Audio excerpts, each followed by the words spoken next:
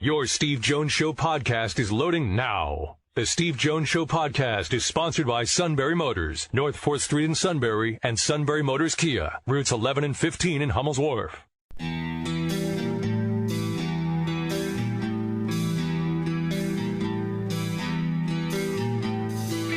Sports talk where your voice counts. This is the Steve Jones Show on News Radio 1070 WKOK. Now from the Sunbury Motors Studio, here's Steve Jones. Great to have you with us on the show today.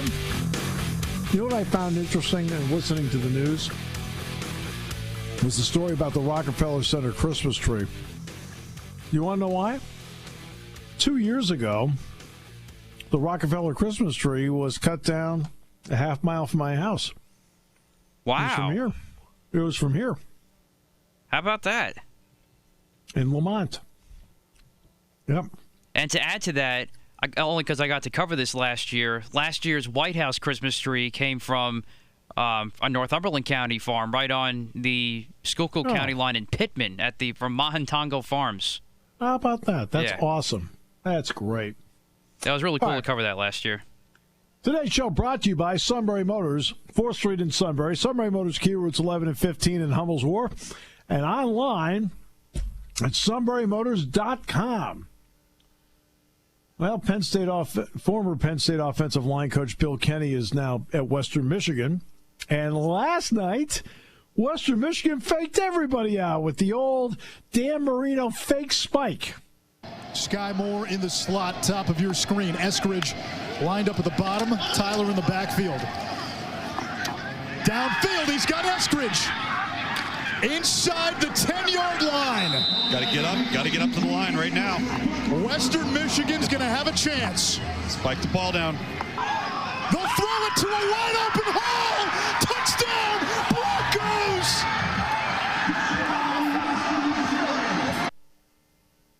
Fake spike. Dan Marino versus the Jets. I would like to point out, though, that it doesn't really count. Everything works against the Jets. So true. But Western Michigan did it last night. Fake spike, won. With that, never faking us out, the King. Hello. How's it going? I can add to your Christmas tree thing. Do you remember Karen Rossi? Sure, of course. Yeah, Rossi's daughter. She's an artist, and she made 2 sets of ornaments for the White House Christmas tree for the Bush family. It was at the White House and put them in there. That is awesome. Some of your listeners might know who she is.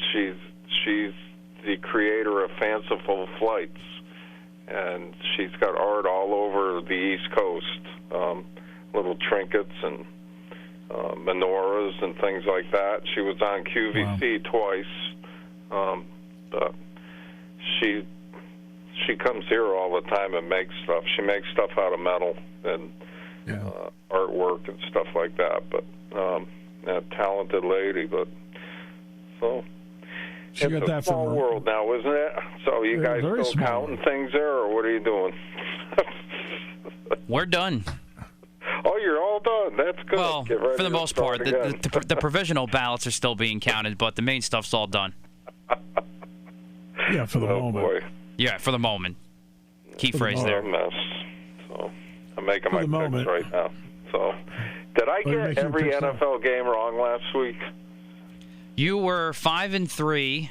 I don't remember which games you had right and wrong. And well, I got all the college games right. Okay, then it had to be that.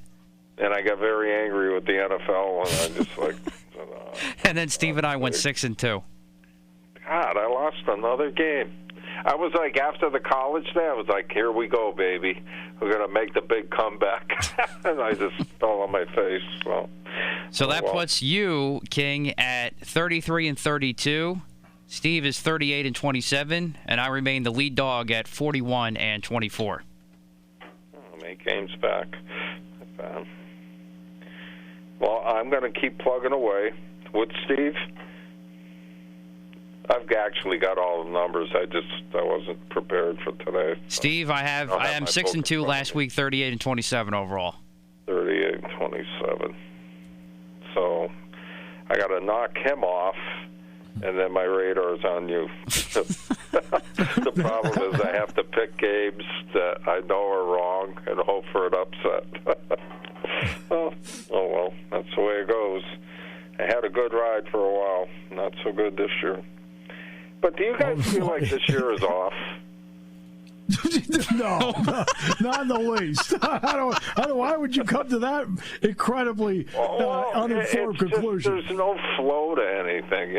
I mean, I don't even want to bring it up, but look at Penn State football. And that's, to me, they're a casualty of the COVID virus. You know, it's not a real season. So I'll leave it alone at that. That's just the way I feel. I feel that way with everything. I don't feel like the Dodgers are the World Series champions. I don't feel like the Lakers are the NBA champions. I feel like the seasons were just, you know, kind of forced in so they could make money. That's it. So I feel the same way about the NFL. They're just kind of going through the motions to get through the season and say they got it in and say, okay, we'll start up again next year. So, well, I think what they're doing is it's not just to get money, but they're trying to somehow cut the deficit down as far as they can. Yeah, and I get that. They have to. Yeah. You know, and more power to them for really trying to do it right. You know, they're not. I mean, when I was going through what games to pick today, in the top 25, there's 5 games postponed or canceled. Right. Yeah, I mean, the SEC. So the SEC got hit hard this week. Anything when it's like that? Yeah, the SEC got hit hard this week, and then of course the one Big Ten game is Ohio State, Maryland. Maryland had 8 positives, wow. So they decided to pause, and so that's where we are. So if they had 8. Because you played them, well, no, we've been testing. Everybody was. I can tell you right now, everybody who was supposed to be at practice last night was. Okay, good. Right. So as of last night, everybody who was supposed to be at Penn State's football practice was there. I didn't sit there and go, "Ooh." Now, were there a couple guys that are there a couple guys that are a little banged up? Yeah.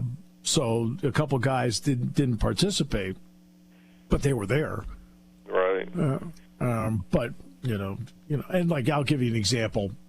Everybody knows Noah Cain's out for the year. Well, Noah Cain was at practice last night.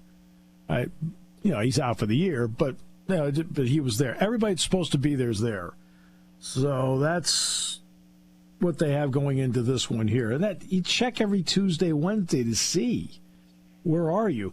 And what's been interesting, and we'll see if this holds up. But to our knowledge, I don't know, Matt, if you know anything different. It sounds like nobody's been. If somebody's been positive, they haven't passed it on to the other team yet.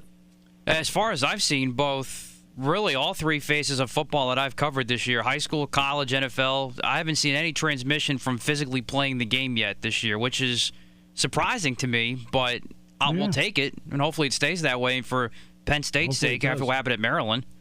Yeah, hopefully it stays that way. So, but as of right now, like I said, everybody was supposed to be there, and they're tested daily. So obviously, to practice yesterday, everybody tested negative. Well, you just keep going. But it's a daily thing. So in other words, okay, what's it look like today? What's it look like before they get on the plane to go to Omaha tomorrow? What's it like Saturday morning? I mean, that everything is that day by day. Okay, you're waiting. Okay, good. All right, let's go ahead. That's how it's been. Did you hear a rumor about what President-elect Biden wants to do? The 4 to 6 week total shutdown of the country? Yeah, I've heard about it. But everybody will get paid. It's like, at first I was like, oh, come on, you can't. Then I thought, wow, 4 to 6 week paid vacation. At this age, I'll take it. Okay, thank you. but I'd rather be never work. It will destroy the economy in this country for a long, long, long time, and I hope he doesn't do it. So I'd rather just do games and get my money that way. All right. Hey, can we take a break? Let's take a break. Then we're going to do some picks. We're going to have some fun because we don't have enough fun in the last few months. We need more fun. Here on News Radio 1070 WKOK, brought to you by Sunbury Motors. When it comes to car buying, there's the other guy's way, and then there's the SMC way. The other guys force you into a vehicle you really don't want. The Sunbury Motors way lets you take the time you need to browse, ask questions, and take the test drive and think on it. For over 100 years, the Mertz family and all their employees have made your experience the most pleasant one you'll ever have. The other guys won't offer you the best price for your trade, no matter how much they say they will. The SMC way is their promise to provide you with the most money the market shows your vehicle is worth. The SMC way is to offer you all applicable factory rebates on new vehicles and generous discounts. Looking for a pre-owned vehicle? The SMC way checks each vehicle in a 200-mile radius to determine the lowest price, then beat it. It's the lowest price promise, just part of the SMC way. The choice is up to you, the other guy's way or the SMC way. The SMC way wins every time. Sunbury Motors Company in the North 4th Street Auto Plaza, Sunbury, and at sunburymotors.com. Selling more cars and satisfying more customers for over 100 years.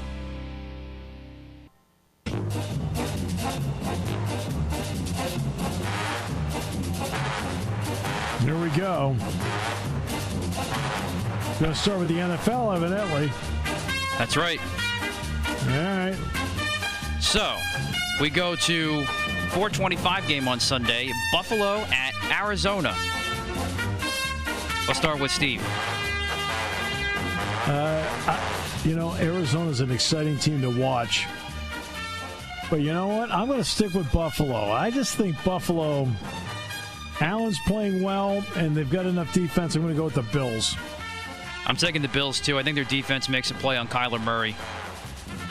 King. Well, it was a toss-up for me. I listened to the whole Buffalo-Seattle game last week, and Allen's great. But because I'm behind, I got to take Arizona. All right. Next one, Thursday night football tonight. We haven't really done Thursday night this year. We get to today, Indy at Tennessee. King. Tennessee. I like Tennessee. Indy let me down last week, so goodbye, Indianapolis. Tennessee will kill them. Steve. Okay.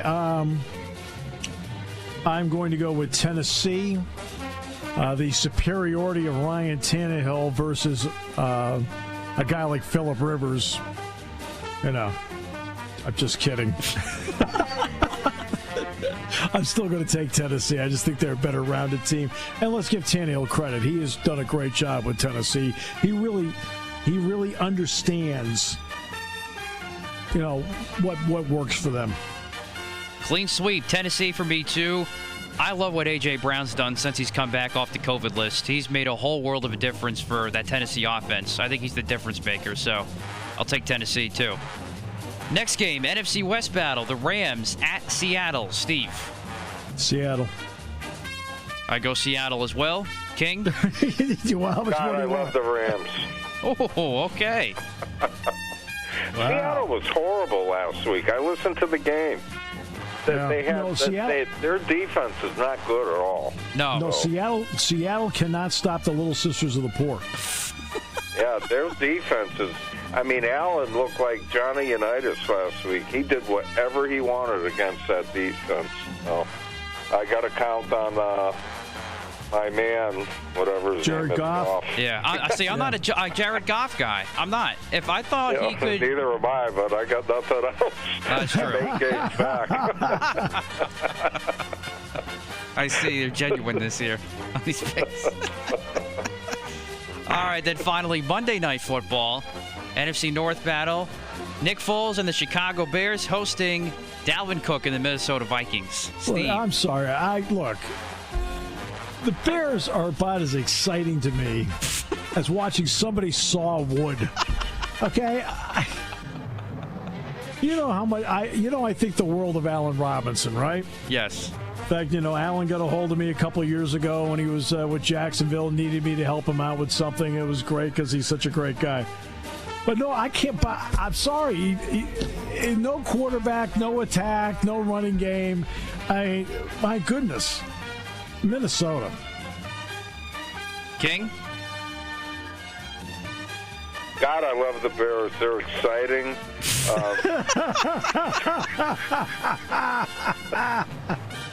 ESPN's made a lot of money, although they laid off 400 people. Yeah, I don't think we can go there this week. With the saw cutting, it's always a big thing on Hallmark movies, saw cutting down a Christmas tree. So the saw cutting's good for me. I love the Bears. I said a piece of lumber. I didn't say the tree. It's very specific. Again, I'm 8 games back, baby. Probably 11 back now. Go ahead. I love Nick Foles. Everything that's happening there is not his fault. He hasn't been playing great, but yeah, most of it is.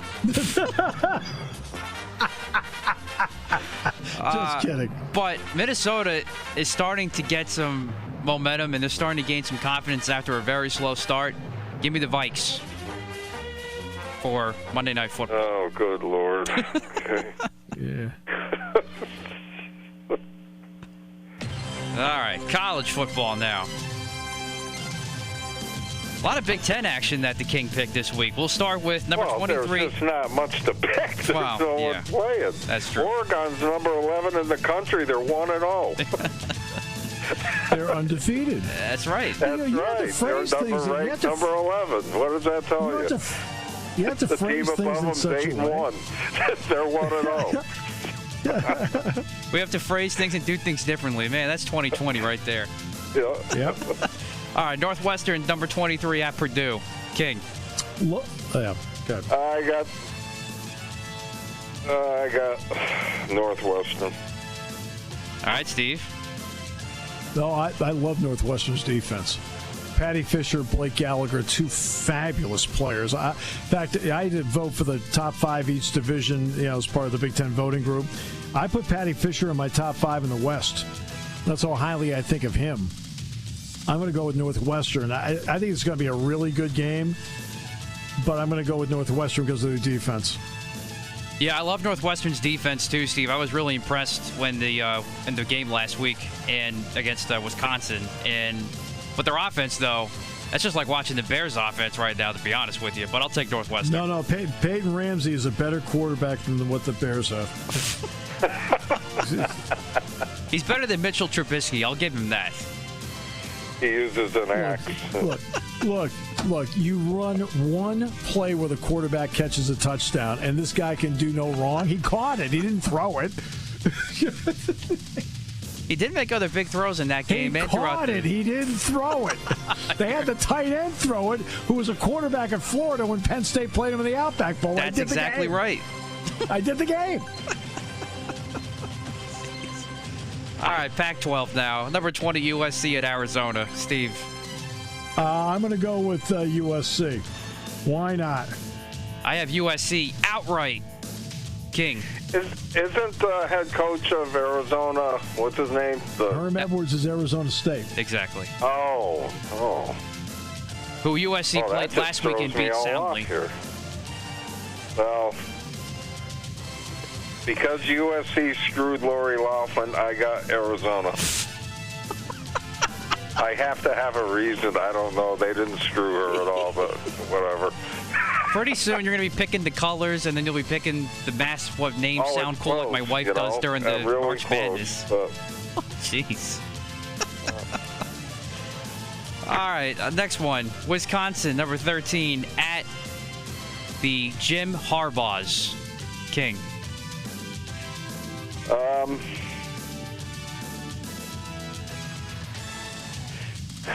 Wisconsin. I got Wisconsin, too. Steve. Yeah, I have Wisconsin. And you know what? Interesting. Remember, when Wisconsin played the opener with Illinois, that was a Friday night game, which means it's 22 days. Graham Mertz could play a quarterback for Wisconsin in this game. I'm going to pick them. All right, and then finally, those Oregon Ducks 1-0, undefeated at Washington State. King. What's Washington State's mascot? What are they? The Washington Cougars. State Cougars. No problem. Cougar will kill a duck. Oh, jeez. Oh, Great. boy. I got Washington State. Oregon's 1-0. Jeez, they're ranked 11. That's just a joke.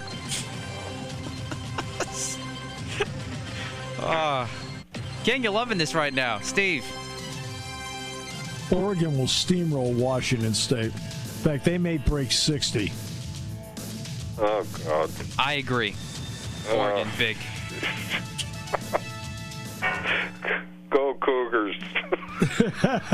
I like the philosophy, thoa A cougar Hey, you would never eat a know, duck. you know. I don't know. Just give me the picks. I'll have Lisa pick for you next week, King. I go to a restaurant and you can't order cougar, but you can order duck. Because I'm trying to catch up, and then I'll just dig back in and just pick them right. But I did that I gotta 3 years take ago. shots. What am I going to do? 3 years ago, I fell behind. I started taking shots, and all I know is once you fall behind in something like this, a lot of the picks are obvious, but you're not going to go anywhere if you pick the obvious pick. So, well, I went from but I'm not 6 just feet doing deep that. to 12. The Cougars are really good this year. On that note. Oh, boy. Yeah. Washington State, baby. All the way. Always a pleasure, King. Have a good week, you guys. Taking your calls at 800-795-9565. This is The Steve Jones Show on News Radio 1070 WKOK. Now, from the Sunbury Motors Studio, here's Steve Jones. All right, Sunbury Motors, 4th Street in Sunbury. Sunbury Motors Kia, routes 11 and 15 in Hummel's Wharf, and online at sunburymotors.com. Ford, Lincoln, Kia, Hyundai, great new inventory, fabulous pre-owned inventory. Great selection there. Wonderful service department. All at Sunbury Motors, 4th Street in Sunbury. Sunbury Motors Kia, routes 11 and 15 in Hummel's Wharf, and online at sunburymotors.com. In an unusual November, the Masters going on, and the Steelers also playing this weekend, so who better to bring in than Gerry Dulac from Pittsburgh. Gerry, welcome. It is always great to have you with us. Well, Steve, thanks. And as you know, I always enjoy being on the show. Not too often I'm mixing the Masters and the Steelers. In fact, never. And but I am missing the Masters for the first time in 23 years because of the Steelers season. And I'll be honest with you, as much as I always hate to miss the event, I'm not disappointed, Steve, because I don't know that I want to be down there in that environment with no fans and everything just being so strange and eerie. I have to deal with that with for the most part, although they're starting to pick up empty NFL stadiums. The last thing I would want to do is be at Augusta like that. It just wouldn't be the same. So what's the experience like for the first time in nearly a quarter century watching it on television? Well, that's what's strange. I feel like I'm watching the 2015 Masters or something on the Golf Channel, but not, and just seeing those empty areas around the greens and around the tees, especially Tiger's out there. There's 15,000 people following Tiger, 10,000 following Rory, just as many following Phil on a given day. And just seeing nobody out there aside from one family member, a spouse, and maybe I think you're allowed one other person. You're allowed a spouse and like a coach or a friend or something per player, and there's 90-some players, and then you have some volunteers. So do the math. There's a smattering of people out there, but they're not the patrons, they're not the gallery, they're not the people that are going to be roaring and cheering and shaking the ground, that's for sure. Which is something where you see guys back off of putts because they hear the roar on 16. There were several famous instances, and the one in particular was in '86 when Jack birdied 16 and Seve was on 15 in the fairway, and he heard the roar and he waited, and when he heard the roar, then he hit his next shot in the water, and he made bogey, and that gave Nicklaus the lead. Yeah, and that's Jack. And Jack, what created the roar is Jack almost jarred it when he hit it just past the hole and it rolled past the hole and just missed going in. Then he just sunk the putt, and then you're right, he put it into the water. Great story, and the great story there too is his son Jackie, when he hit the shot, he says, "Be good," and Jack said, "It is." Tiger today, when I watched him, and I'll get to the Steelers here in a few moments, but in watching Tiger, I felt like I was watching, for the most part, a guy with a game plan that, for the most part, executed that game plan. Would that be fair? I think that's not only fair, I think that's spot on. And look, Tiger doesn't need a game plan. I mean, he has one because it's in his head. It's the same one all the time. He knows how to play the golf course. But it's kind of like in football. You can have a great game plan, but if you can't execute it, it's no good. And that's what I noticed. And, of course, that's what you're hearing. He's swinging very easy. You'll hear the commentators talk about that. You can see he's smiling on the golf course. Seems very relaxed. And he seems to be playing an easy round of golf, totally in control of his ball off the tee, of what I've been able to see. Did not make a bogey. I was shocked to hear that's the first round in a major in which he didn't make a bogey in the last 108 rounds. Wow. That just seems striking to me. But that's how in control of the ball that he was. And yeah, he looked very good. I mean, a lot of guys, it looked like easy playing out there. And you know what, Steve? You see that a lot in the Masters in the first round. You see a lot of 65s and 66s all the time. And that's what you see today. And then it'll get, obviously when the pressure ramps up on the weekend, it'll get a little bit tougher. But the first round is never a backbreaker. There are birdies to be had because they usually want to get the people around the golf course. And, you could see that the greens are not very fast at all. But what I thought would happen, I know they had rain, but when they had to overseed with rye over the Bermuda. Yes. When they do that, in order to get it green and to grow, you got to water the heck out of it. And so you knew that the golf course wasn't going to play firm and fast because, they had to get that overseed to kick in. And that's what it is. You could see it. The balls just aren't tumbling the way they typically would in the spring. And this is a subtlety that you and I have talked about before, but I'll bring it up again. Tiger catches a break that he plays the Thursday morning round and plays the Friday afternoon round because his back could use the extra couple of hours just in case. Right. And of course, now I'm sure he had to start on number 10, which, one, was an entirely different experience for him and anybody else who had to do it. Right. And two, you're starting on the hardest hole on the golf course. And so, he came through it with par.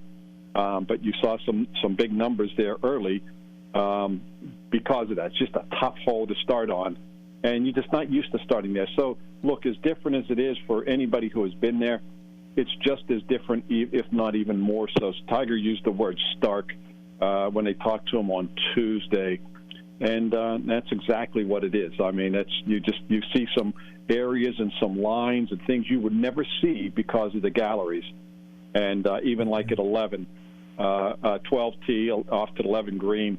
That's the only place where they have the grandstand, and even that area there, it's just so empty because nobody's there, and it's just you're seeing areas of the golf course you're just not accustomed to seeing. Brycen DeChambeau had an incredible opening round that included a 7 on 13. Where you're like, right? What's your thought on him and how he plays the game and how it fits into this golf course?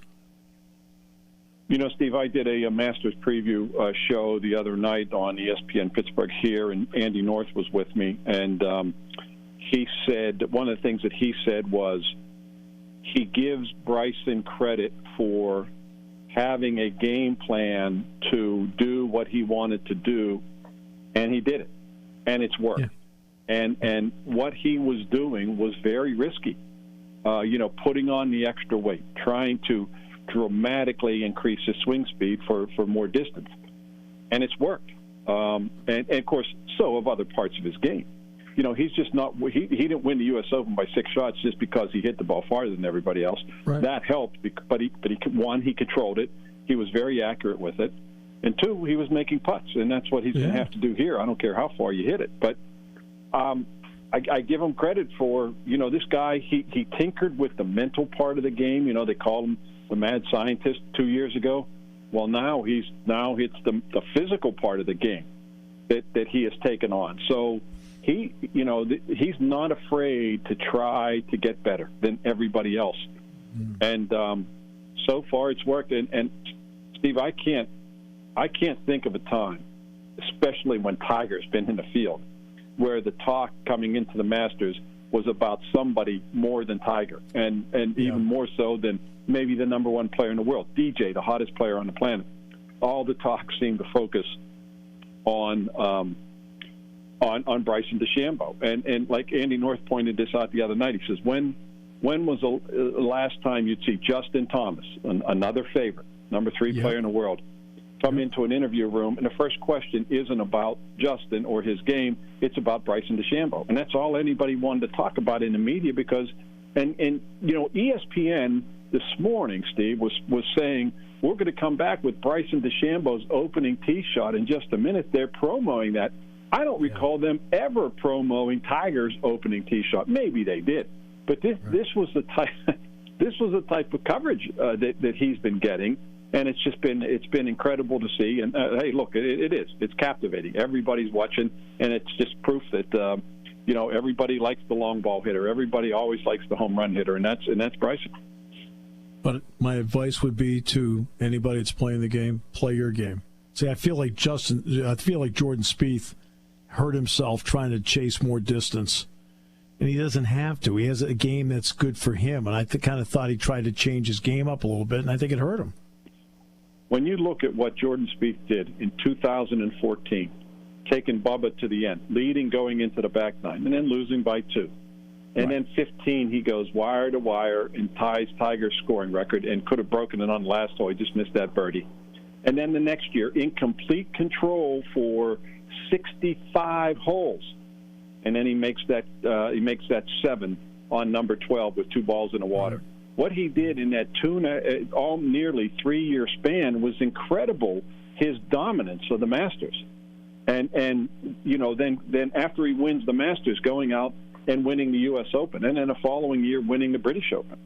I mean, that stretch that he was on for a young kid, I mean, he was an American star pushing Tiger's levels. Never would catch Tiger's levels. But that's how big Jordan Spieth was. And I don't want to say he's completely disappeared, but, boy, he just continues to tumble, and it's difficult to watch because I'll tell you, Steve, he is a gentleman. He's wonderful for the game. Yes, anybody who's ever played with Jordan says the same thing.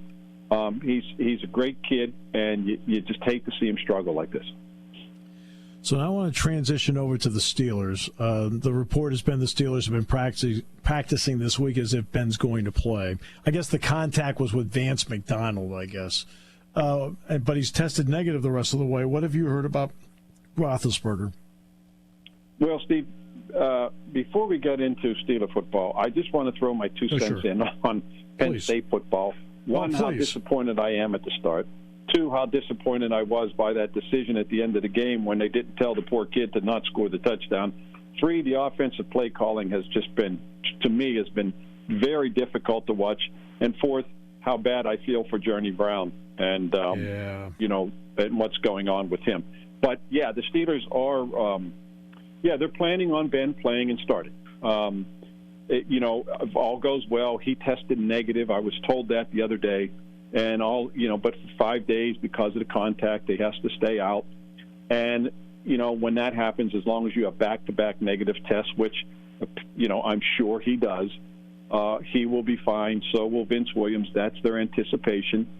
And will it hurt Ben or the team? I don't think so. I'll tell you where I was surprised at was last month when the Titans in Tennessee had that outbreak. And they didn't practice for 2 weeks. Right. And, and then they came out and put up 48 points on the Buffalo Bills and destroyed them. And they didn't practice at all. I don't think a lack of practice is going to hurt Ben one iota. And so long as everything goes well, they fully expect him to be back Saturday for the walkthrough. He's participating in meetings, obviously, but he'll be fine. I don't think there'll be an issue at all. Minkah Fitzpatrick, when he came over last year, did so much for that defense. I thought the first part of the season, I thought he played well. But the last 2 games, to me, his impact has been tremendous. What makes him that kind of big moment player that every defense hopes they have? Right, and that's exactly what it is. Every defense hopes they have a guy like that. There are guys with tremendous physical ability. I mean, the NFL is rife with guys with tremendous physical ability. Some have more than others to another level. But I think part of it, too, it's what Troy Polamalu had. And I'm not going to say he's Troy Polamalu or compare him, but he has great instincts, great awareness for the ball, great awareness of where the play is going to go.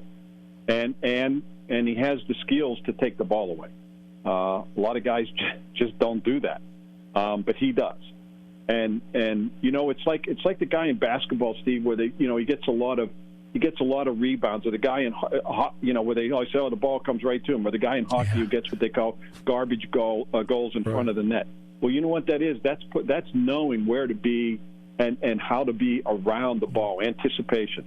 And Minkah he's a tremendous athlete. That pass breakup in Baltimore, when you watch him elevate on that play and see how high he actually is, and his hip is on the guy's helmet, that's the kind of athleticism the guy has. And he just if teams, and that's why teams don't challenge him a lot. And when they do, they're going to pay for it. And that's why what happened in the second half of last year, after he took that ball away so many times and made, had those fumble returns and interception returns for touchdowns, teams stopped testing him. And people said, well, why is it Minkah making plays? Well, that's because nobody wanted to go at him the way teams would stay away from Ed Reed in the Baltimore Ravens secondary. And right. And he's a tremendous player, no question. Gerry, what's it going to take to make a step up the rung of the ladder for the running game to make Ben even more dangerous because they can run the ball better? What will that take? Steve, that's a good question, because I'm not sure it's something that is fixable beyond changing your mindset and your technique. And by that I mean, this offensive line, and rightfully so, is built to protect Ben. And they are a team that sets a wall. They drop step. They don't fire out. Oh, look, now if they're going to run the ball, they do. But they're not. That's not in their DNA. They're not wired that way. And so I think there needs to. And when I say there needs to be, I mean in terms of if you really want to improve the run game, they have to change that mindset and that technique. But as long as Ben is there and he's your star, he's your $100 million guy, I get it. Your team and your offense is built around Ben. Now, we've seen them have success this year, Steve, but if you look, that success running the ball, decent numbers, are in the second half after they build a lead. Now, in the last 2 games, they've played from behind. They've had double-digit deficits in the second half in each of the last 2 games, so Ben has had to go hurry up and no huddle and throw, and so the Steelers they're not the Cleveland Browns, they're not the Baltimore Ravens, they're not the Tennessee Titans. They're not the type of team that, even if they're trailing, are going to hand it to their running backs 30, 35 times a game and just figure, look, we're not going to abandon our running game. The Steelers, that's not their style. That's when they turn to Ben, and you know the results of that. So if they get the lead, and then in the second half they run the ball decently, but they're not the type of team that's going to come out and set the tone of a game by running for the most part. And so I think to change that, to get onto that level, it's going to require a major change. And I mean, you're just not going to see that because, again, that's not the way they're built. Right. Gerry, it is always a pleasure. Always. Really enjoyed it. Sit there, talk golf, talk a little Steeler football. It was a blast. Well, Steve, I always enjoy being on with you. And, I know you're off to a tough start there with the Nittany Lions. But, hey, anytime you want me on, I'm glad to come on and chat with you. Thanks, my friend. Appreciate you very much. Stay well, Steve. You too. Gerry Dulac joining us from the Post Gazette Steeler Radio Network. And with that, we'll wrap it up in a moment here on News Radio 1070 WKOK, brought to you by Sunbury Motors. That was Brad joining us from the car driving down to Tuscaloosa. I'm talking about like he was in the back. I mean, he had a driver. Jimmy was driving. Oh, that's right. That was fun. You know. Oh, it's always fun talking to him. Brad got a lot of airtime on the Adam Talaferro because he called those games. Ohio State, Purdue. For those who didn't see it, I did watch it the other night, and I am on at one point, and it reminded me of when I used to have hair. All right, so I mean, I have hair, but not like that. I'm like, oh, yeah, I really did need a haircut back then. Now I go in, it's like, can you just trim what I got? Oh, well. Hey, can't have fun with making fun of yourself, then you can't make fun of anybody. And I can be as self-deprecating as anybody. That way it opens the door for me to be really, really go after the suit. Exactly. Oh, boy. Yeah, yesterday we had the power outage because of his laser light show when he walks in the building. I'm telling you, I just think that's a little bit much. Don't and the you? disco ball. Oh, that is true. I forgot about that. Although I like the disco ball, so I can't fully blame him for that. You're revealing a little bit about yourself here. What the? Really? I'm old school for someone my age, 27. No. I mean, does Lisa know about this? Oh, yeah. She knew what she was getting herself into. She's a far greater saint than I thought. I'll tell her that tonight. She's listening. All right. Tomorrow on the show, we're going to have Greg Nye, Guy Godowski. We're going to have Frank Bodani on the show tomorrow. And a little James Franklin as well. From beautiful Lincoln.